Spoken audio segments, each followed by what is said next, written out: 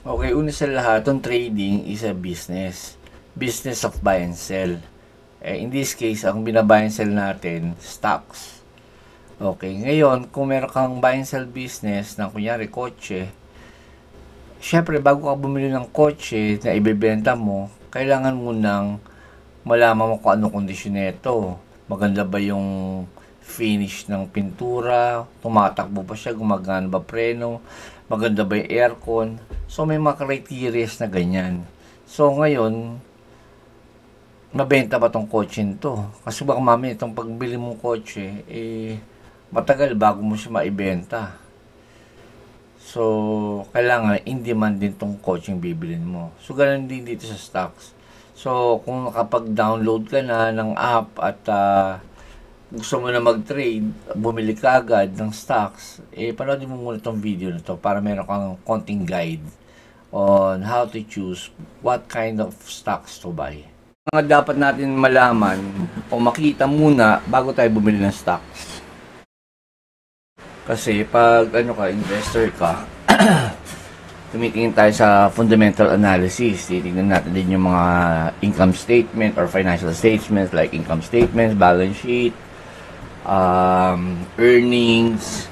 But as a trader, we are looking for stocks that are in play. Meaning, marami nagtitrade dito, mataas yung kanyang demand. So, fundamentals look for previous performance and potential growth. For me as a trader, I look for 7 things before I make a decision on what stocks to buy. And one of that is trend. Yung trend pwedeng uptrend, downtrend, and sideways.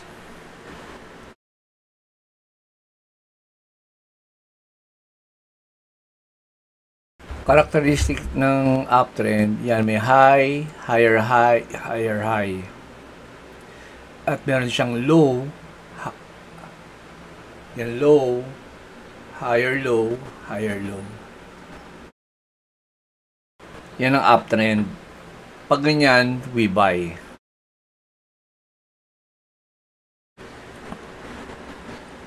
Lower high, lower high. Ito yung high eh. So, lower high, lower high. And then, meron siyang low, lower, low, lower low. Pag ganyan ang case, meron tayong downtrend. Now, paano naman yung sideways? Okay, yung sideways naman, para tinatamaan niya yung, yan, nagra-range lang siya pag gilid. Tumama dito, umangat, tumama, umangat. Hindi siya nawawala dito parang box na to or rectangular. Look for volume. Okay, itong nasa baba, ito yung volume. Okay, itong line na yellow na to, yan yung average volume. So, ako tinitrade ko pag lumagpas dyan sa average. Kagaya nito. 3 times ng volume against the average yung nag-trade ng panahon na to. Kaya dito, bibili ako niyan kasi may volume. Okay, sampa ito, may volume. Kaya, ibig sabihin may volume, may maraming nag-trade yung araw na yan dyan sa mga stocks na yan. Yung minutong yan, yung 30 minutes na yan. Yung during 11 o'clock, Wednesday 15, May 15, ang nag-trade ay 487 volume. Dami ng stocks or value na tinrade. Okay? Naman, in terms of volatility, dito tayo tumitingin sa ATR. Ito, ATR, average true range, 14 days. So, ito yung line na yan. Yan. So, for me, yung iba, pag mamahaling mga stocks, nasa ano yan, nasa 2, 3, 4, nasa whole numbers. But, pag medyo mumurahin, let's say, ito $12 lang, nasa point, less than 1 ang kanyang ATR. Ano ibig sabihin niya ATR na yan? Yan yung average niya in 14 days na nag-fluctuate siya. So, usually ginagamit ko to pag mag-ano ng cut loss. Okay, so ang ibig sabihin niya, itong ano to, itong point, let's say, 0.43. Okay, yung 0.43, yan yung pwede mong matalo o kitain per share in that particular day. Okay, in this, ito average niya within 14 days. 0.43. Say for example, ito 12.69 presyo niya. Most likely, pwede kang kumita ng 0.43 cents per share or pwede kang matalo ng 0.43 cents per share. So, yan, tinignan natin. Sa akin, I preferred above 0.30 cents per share yung kinikita ko. Okay, ang possible kitain. Ano lang yun since maliit pa lang tayo, dyan lang muna tayo. And eventually, pag lumaki-laki na yung pondo natin, hindi tayo sa mga malaking stocks na bibili na natin. Pero, yun. So, tinitignan natin yung ATR niyan. Yan yung tinitignan ko. And, okay. Alright, itong green at saka blue na line na yan yung sinasabi kong moving average. Yung green represents 20-day moving average. Itong nasa ilalim, 50-day moving average. Pag ganyan, pabuka yung itsura niya, pabuka. Ibig sabihin niya, malakas yung momentum. Pabuka siya, pabuka.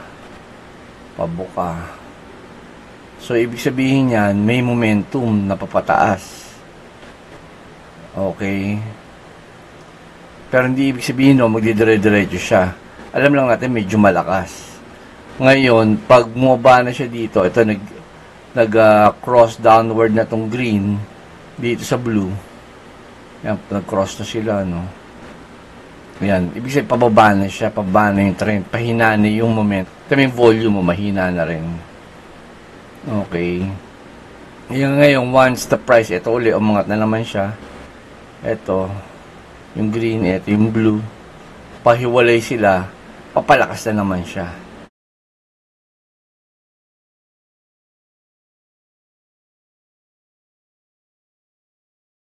Alright, area of value. One of the basic principles sa trading is yung magpa-plot tayo ng support and resistance. Naniniwala kasi tayo na yung dating presyo, maaari niyang balikan uli. Halimbawa, gaya nito, ang pinakamababa niyang price is 5.87. Tapos sumunod dito, tinamaan niya uli. 5.921. So, naglalaro siya dyan. So, tawag sa ganyan, magpa-plot tayo ng guhit. And we call that support. So, ibig sabihin, every time tumatama dyan, tumatalbog siya, umangat uli yung presyo. Tumatama dyan, umangat uli yung presyo. Ibig sabihin, yung mga buyers, pag umabot sa ganitong presyo, nagbibilihan na sila uli. Kasi parang tingin nila, oy, mura na yung presyo niyan. Okay. Ngayon naman, yung counterpart ng ating support, tawag doon, resistance. Yan, resistance. So, ibig sabihin, pag tumama dito yung presyo, parang namamahal na yung mga buyers. Kaya binibenta nila. Nag-take profit na sila. Okay na, pwede na tayong kumita dyan. So, nagbebenta na sila dyan. Okay. Yung iba naman, sa ganitong level, dyan sila nagbebentahan. So, pwede rin natin tawagin yan as resistance. Yan. So, the more touches, yun yung mas deep ang conviction na yung price bumababa. Okay, in this example lang, para mapapag-usapan natin yung area of value. Okay. Ngayon, kunyari dito, umabot na yung price dito, sa 5.89 level or 5.88 level. Okay nga pala, hindi ito eksakto, ang tawag dito, area to, level to. For the sake of example, kaya tayo naglagay ng ganitong guhit. Okay, pero ang point dito is we have a support and we have a resistance. Okay, ano yung area of value? Ang area of value natin, etong from support to resistance. Yung most likely na pwede umakyat yung presyo natin. Okay, ilang percent yan? Okay, 13% ang pwede natin kitain pag bumili tayo dito sa area na to. Kasi ito yung ano niya, resistance niya. Actually, pag umabot pa tayo dito sa isa, mas mataas na resistance, 18.26%. Okay, 1.07. Okay, most likely ang maaari natin kitain. So, yan yung area of value. Ngayon, tanong, bibili ka ba pag nandito na siya? Sa area na to? Diba? Parang ang liit na lang. Ang liit na lang ng area of value niya. Okay. So, kung susukatin natin, from here to here, o ano lang, 2.44% or 0.16. Eh kung dito naman yung i-aspire natin sa level na to, 6.77% lang. So, maliit as compared dito na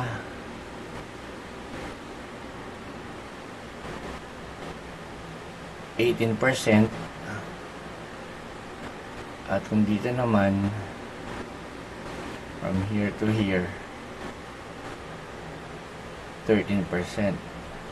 Okay, so saan tayo bibili? Dito o dito? Siyempre dito kasi area value niya mas malaki.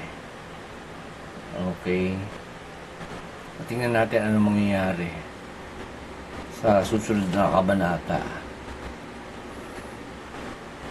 Wait. Okay, so yun, tumama uli dito sa support. So, ibig sabihin nila, respeto nilang price na to. Pag ganitong price ay bibilihan na yung market. Ayan, so pagkabili nila dito, ayun, tinamaan tong level natin na to. So, kumita na sila ng 13.09%. Diba? Oh, ay nag-hold sila hanggang doon. Kumita sila 18.13%. Ngayon, o dito, syempre nung umabot na dito yung price at kumita na yung mga bumili dito, syempre magta-take profit na sila. Kaya nga tayo trading. We buy and sell. Hindi ka kikita, hindi mo siya binebenta. Yun. O ngayon, kaso, pagdating dito sa price na to, nagbilihan na yung mga tao dahil feeling nila tataas pa yung presyo. Kahit maliit yung, or eto mga bumili yata dito yung mga yung mga beginners na, tataas pa yan, na hindi sila nagsusukat ng area of value, yung probability niya na, ayan, nakikitain nyo na 3.99%. Okay, as compared dito sa mga tao dito na bumili dito, bumili dito at nagantay dyan, di ba? So, yun ang area of value. O yun, tama nga sila. Umangat pa. Pero bumaba din uli, take profit na naman uli. Okay, at bumaba. Bumalik uli dito sa support. Ayun. At nagkabentahan na ng todo. Okay, so ganyan ang stock market. Hindi siya dire-diretso. May nagbebenta, umaangat. May mga bumibili, umaangat. At nagbebenta, bumababa yung presyo. Ibig sabihin dumadami yung supply . Di ba pag supply dumadami at bumababa yung mga buyers, price goes down. Ito kasi mga nagbenta din, mga kumita na. Nakabili dito, umangat yung presyo hanggang dito, at siya nagbenta na sila. Benta. Ngayon, yung ibang mga grupo na naman nakita na, uy, ang mura na. Mas mura pa sa dating price, discounted price na to. Yan, bibilihan na sila uli ngayon. Kaya umaangat na naman yung presyo. Okay? So, ganun yung area of value. Okay, so, yung entry and exit natin, sa ibang video na natin gagawin yan dahil medyo mahaba din yan. Kailangan manamnam muna natin itong mga natutunan natin ngayon. Itong volume, yung trend, volatility, momentum, area of value. Now, yung entry and exit, importante yan dahil nga yung timing. Kailan tayo bibili. Una, alam na natin ba tayo bibilin natin yung particular stocks. Ito naman yung timing. Kailan tayo bibili at kailan tayo magbebenta. At gaano kalaki bibilin natin, gaano ka liit yung ibebenta natin. Okay, so thank you. Sana naintindihan to. At kung may mga question, paki-message na lang ako, kaya i-type dyan sa comment section below. Alright, so bye. May the profits be with you.